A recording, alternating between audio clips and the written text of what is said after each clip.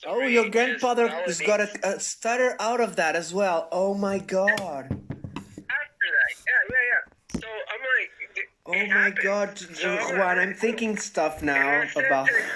my grandpa was like, "Do you want to record me so that you can tell your friends?" Because he's like, he obviously knew at this point that I was like on Christina's channel. They first. You know, busy man. No. See, all right, you guys want to hear the story? And I asked my grandpa, I was like, "Tell me the real story," because I I hear it from my mom, I hear it from my grandma, I hear it from everyone, but I was like, I have yet to hear it from you. And he goes, "Are you gonna put this on the podcast?" He said, and I was like, "No." He goes, "Well, you should." That's what he told me in Spanish. In Spanish, he told me like, "You should." And I'm like, "All right, well." Let's do Tell it. me, because I'm pretty collective. I'm very collective. I will absorb it, and I can tell a very good story. And he tells me nothing like what I was imagining, dude. Like, this story comes out of nowhere. Nothing the way that I imagined it, the way that they told me. No. The way he told me the story was just like, holy fuck. Like, really, like, that's how, and I'm like, my grandpa's not someone who would lie to me. I'm the golden child. They love me the most. They're like, it's not, my grandpa and my grandma are like, we don't like to pick favorites, but if we had to, it'd be you, And I'm like, of course. Let me put my crevasse and everything, and let me pour a drink.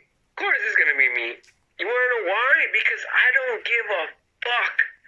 And my grandpa was like, "I will tell you exactly what happened." And he told me the story. Wow. And I go, holy shit. I said, that... And he goes, "Are you gonna, on Halloween, he's like, are you going to tell everyone?" I was like, I told it to Christina Gomez. I told it to everyone there that was listening. I was like, let's tell my grandpa's story. Like the Chewy story. Chewy story is very popular. My grandpa's story is very popular. Oh. And I go, why isn't Juan's UFO encounter very popular? But those two stories are very popular. I'm like, I'm not going to do it. But, like my grandpa told me the story. Let's rewind. So he told me the story. Okay, go. Tell it. Go for it.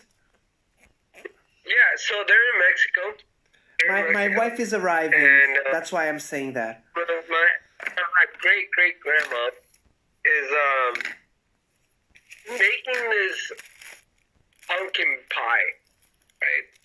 Oh, nice. And obviously, if you've ever made a pumpkin pie, it takes time and it takes let it settle in and stuff. So she was like to her kids, my grandpa and his brother, don't eat it, like, don't do anything. And at this time, they're poor and they're welcoming people in. It's a standard kind of thing where, like, you just welcome people. And my grandpa was like, the way they tell it is, like, stupid. And I go, well, why is that? It's like, because, like, I didn't just see that. I'm not the only one that saw the devil. It was like my like, I say he stutters. My grandpa still stutters to this day, the Chewy story. When you get so freaked out, like, you have this speech impediment. And so my grandpa was like, my brother has the same speech impediment when we saw this thing. It's like, this thing came at us. We were housing this guy. This guy came through, our town. Yeah. And we were housing him. Like, we were sleeping in bags of rice. We didn't have beds. We didn't have anything. We had our mom, and then, like, we had, like, guys that were coming in and out. And I'm like, okay, cool. I'm not going to question what's going on at that point, but I'm like, okay, cool. So my grandma's like, so we have this trove of, like, people coming in and out, and this this one day, this guy comes in and like he can't sleep. He can't sleep. I can't sleep because he can't sleep. And me and my brother are like, what is going on with this guy? We're sleeping on beds of rice.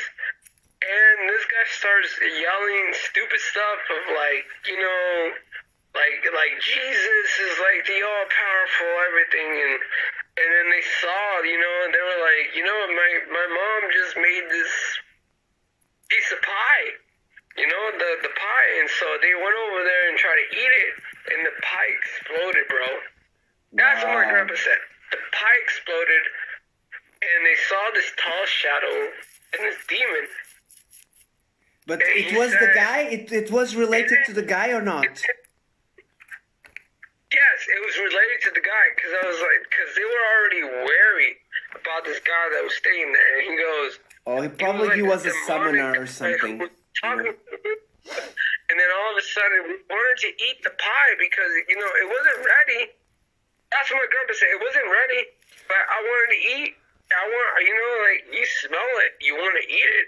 So he said the moment him and his brother, who had the speech impediment like Chewy, tried to approach the cake or the pie. Yeah. It exploded. It exploded. He said it is like, and next thing you know, like we see the shadow on the wall with like these horns, telling us like what is going on. And the shadow was from that man.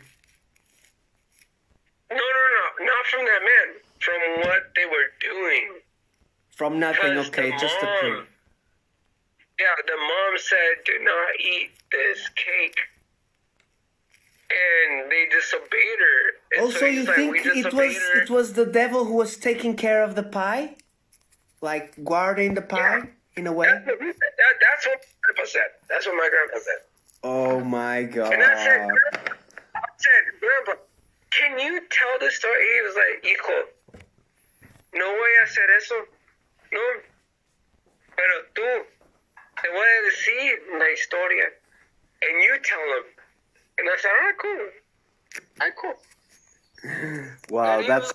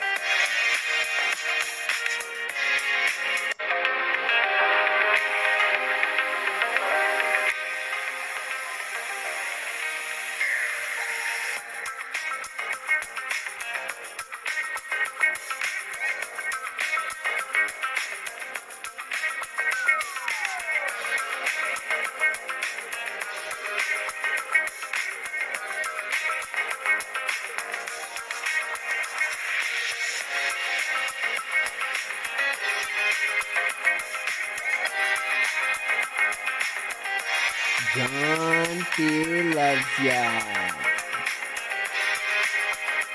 Nature, love, and friendship.